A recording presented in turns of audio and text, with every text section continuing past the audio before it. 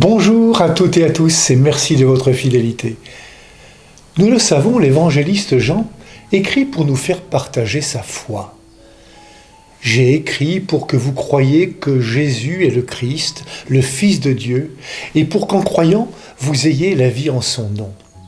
Et Jésus se révèle à travers les signes qu'il opère et sa parole.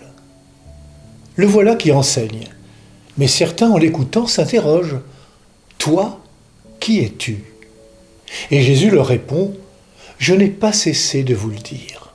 Autrement dit, ma vie est la réponse à votre question.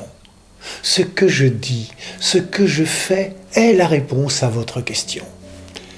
Cette question sur l'identité de Jésus est, avouons-le, aussi la nôtre. Oui, qui est vraiment Jésus ? La réponse n'est pas théorique. C'est en le suivant que nous comprendrons. C'est en l'écoutant, en nous laissant interpeller par lui, que nous découvrirons le mystère de sa vie. Dans l'Évangile, il donne quelques indices. Nous apprenons qu'il est venu partager notre condition humaine, non de sa propre initiative, mais parce qu'envoyé par son Père. Sa présence dans notre humanité est un choix du Père, un choix de Dieu. Nous apprenons aussi qu'il va quitter ce monde, non pas l'abandonner, mais le quitter physiquement. Je m'en vais, vous me chercherez.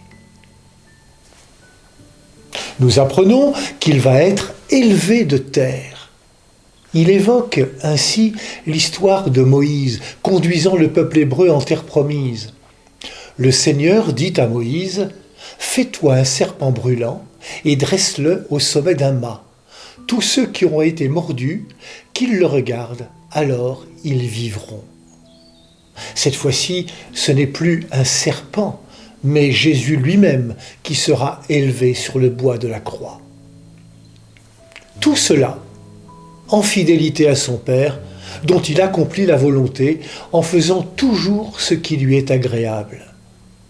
Ainsi, par Jésus, nous découvrons l'amour dont nous sommes aimés et qui sauve de tout ce qui s'oppose à l'amour. C'est en le voyant mourir sur la croix qu'un centurion romain et ceux qui avec lui gardaient Jésus furent saisis d'une grande crainte et dirent « Vraiment, celui-ci était le Fils de Dieu. » Osons la foi comme un chemin de connaissance du mystère de Dieu. Alors, nous comprendrons. Bonne marche vers Pâques à toutes et à tous.